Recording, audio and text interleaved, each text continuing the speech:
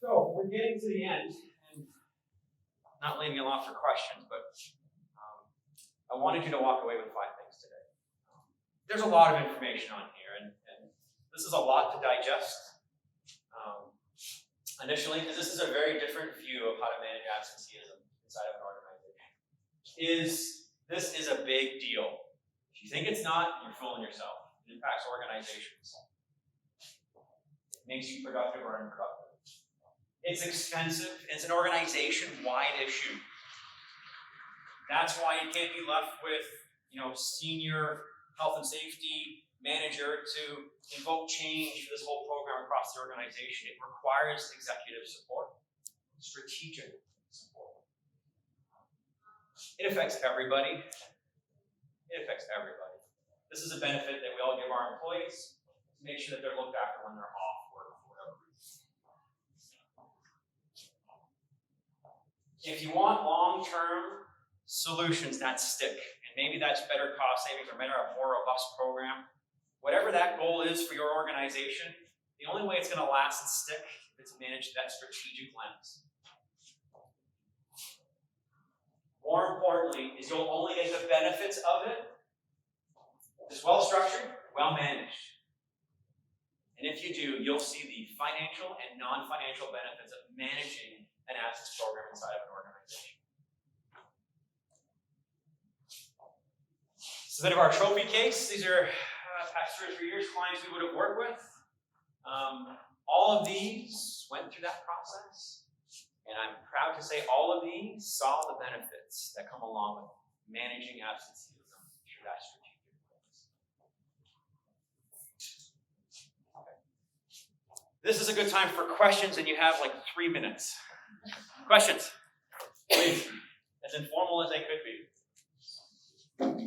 Why is Canada so much worse than the other developed countries? Is there one thing, or is it just everything you discussed already? I'm going to give you 2 different perspectives. Some say, well, the aging population has a role to play in this. Do you believe it? I think every country's population is aging, so I dismiss that. I strike more up to internal management of this initiative versus external factors. So all the things I talked about today.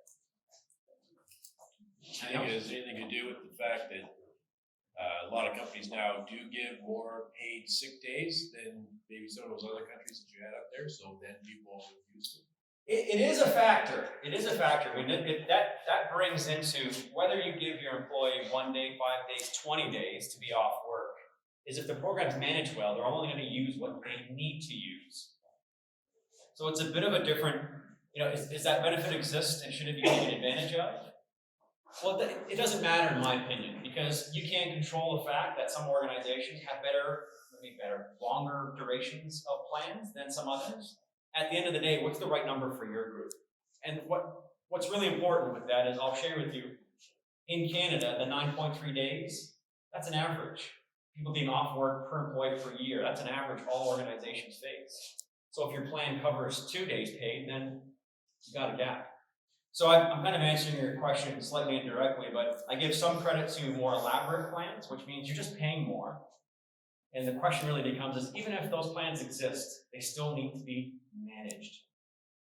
But your health in this country should be different than someone else's recovery. So the duration should be the same, even though the plan's a little richer. Does that sort of get you a response to that question? Not really? I know what you're saying, yes. Yeah. I just haven't made up my own mind. Okay. That's fine. Any other questions? Have I stunned you all? Well, what I'll say in closing is I'll be hanging out here for the next 15 minutes or so. And if you want to talk about some skeletons, please, now's the time. If I can help at all to get you on the right track, that is the real goal. So thank you for sitting through this. Thank you for your involvement. Thank you, Lori and WSPS, for arranging this. And I hope this was helpful. So thank you very much.